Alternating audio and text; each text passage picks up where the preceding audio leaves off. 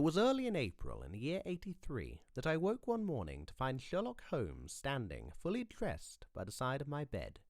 He was a late riser, as a rule, and as the clock on the mantelpiece showed me that it was only 7:15, I blinked up at him in some surprise, and perhaps just a little resentment, for I was myself regular in my habits.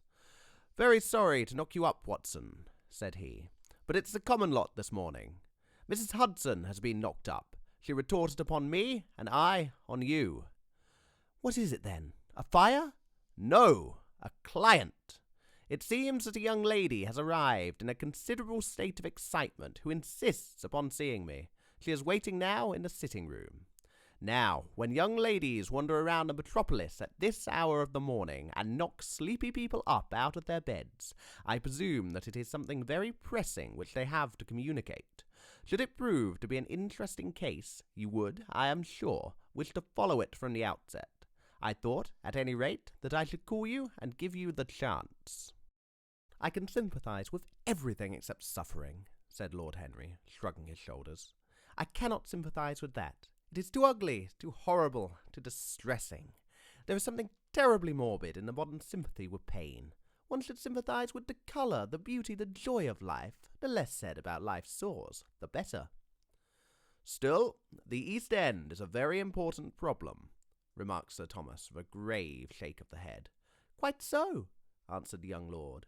"It is the problem of slavery, and we try to solve it by amusing the slaves." The politician looked at him keenly. "What change do you propose, then?" he asked. Lord Henry laughed.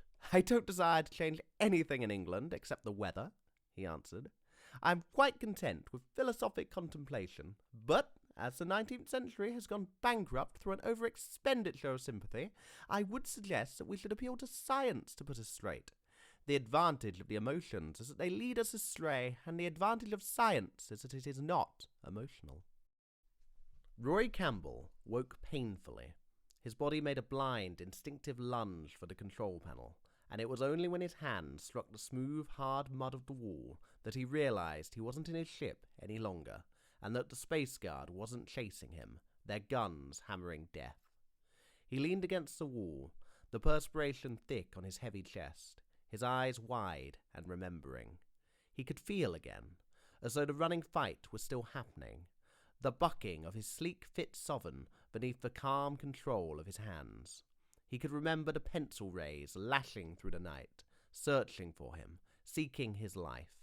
He could recall the tiny prayer that lingered in his memory as he fought so skillfully, so dangerously to evade the relentless pursuer. Then there was a hazy period when a blasting cannon had twisted his ship like a wind-tossed leaf, and his head had smashed cruelly against the control panel. And then the slinking minutes when he had raced for safety, and then the sodden hours when sleep was the only thing in the universe that he craved.